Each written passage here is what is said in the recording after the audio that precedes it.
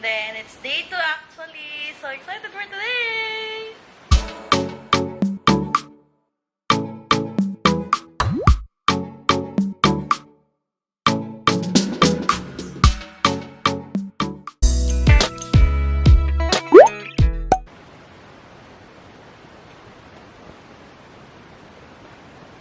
Good morning, Boracay! Ayan, sabi ko sa inyo, favorite part ko talaga to, full access namin. Kasi, pagbukas mo, kitang-kita mo na agad. Oo nga pala guys, I don't know if napansin nyo kagabi, pero meron kami nung, Squid Game doll. Boku wa TV nila. Ayan, good morning guys! Breakfast, day 1, or day 2 rather. Thank you po. Water na lang po. Oh, thank you. So, I have bacon, French toast, scrambled egg. I have butter there. Kay Love ay beef tapa, garlic rice, fried egg. So, he has Filipino breakfast and I have American breakfast. Diet-dietan tayo kasi mamaya magbibikini tayo. I love, good morning.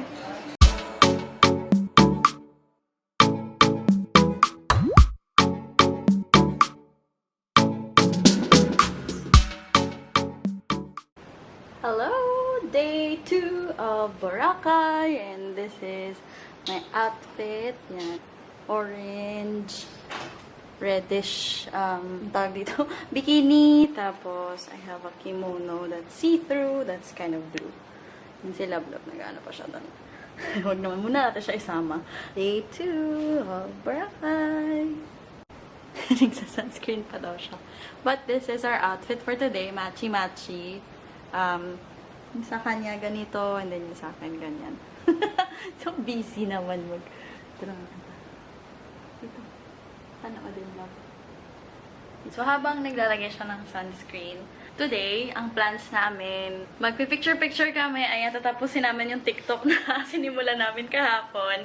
Then, konting swimming siguro this morning, and then, lunch, tapos in the afternoon, merong meeting si Love. So, babalik kami dito sa hotel for his meeting, and then, afterward, magre-rent kami ng paddle boat, then we'll have a paddle boat in the afternoon. Then, yeah, in the evening, dinner, we'll probably explore the island more and see kung ano ba yung nasa malapit sa hotel namin. Currently nga pala guys, canceled yung mga water activities like the parasailing and the banana boat and everything na water related kasi mayroong bagyo. Unfortunately, may bagyo na trip pumasok sa Pilipinas at this time, and so the Coast Guard had to cancel all of the water activities in Boracay. And so probably yung stay namin sa Boracay would only be land tour, island hopping, or biking. We're still trying to find activities na safe against sa bagyo. So far naman po, hindi naman umuulan, medyo mainit naman sa labas. So, hopefully tomorrow, ma-lift na yung cancellation of water activity so that we can enjoy. So yeah, just a little update. I'll just update you if it gets restored or something. Okay?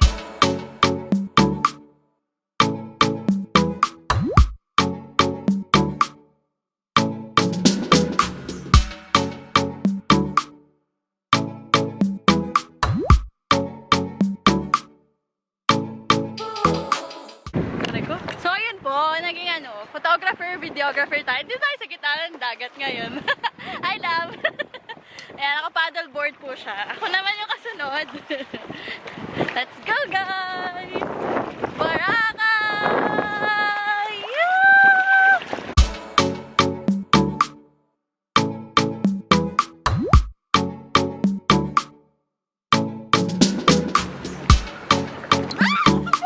Hindi, naalon dito eh. Naalon.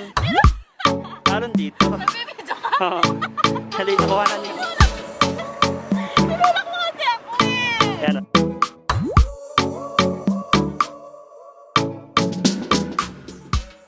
Hi guys! So, a little update. It's already 5 p.m., right? It's already 5 p.m. and swimsuit number 2 na po tayo. So, we're gonna go to the rooftop.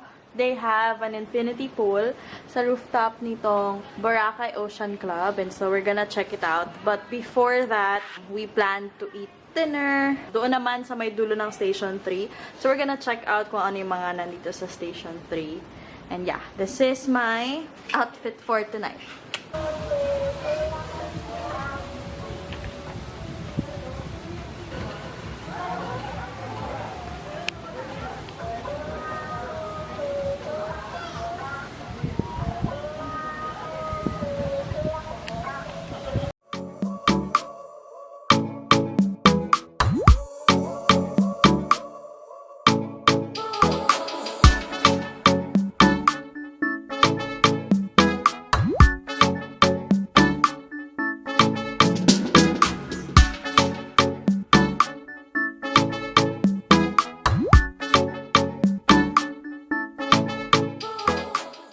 Okay, it's dinner time and I'm so happy kasi meron tayong legit okonomiyaki here dito sa Japanese restaurant na to.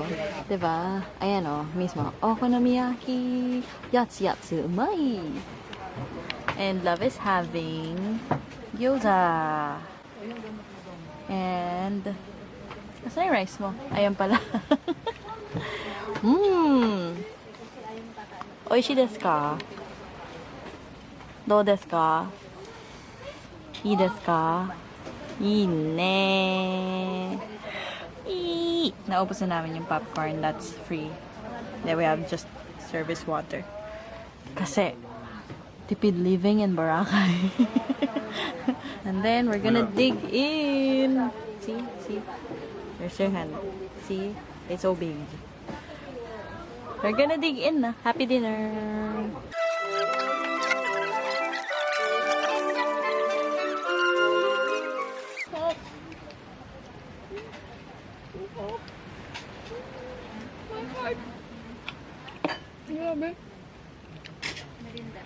After almost 2 years, finally got to eat legit okonomiyaki.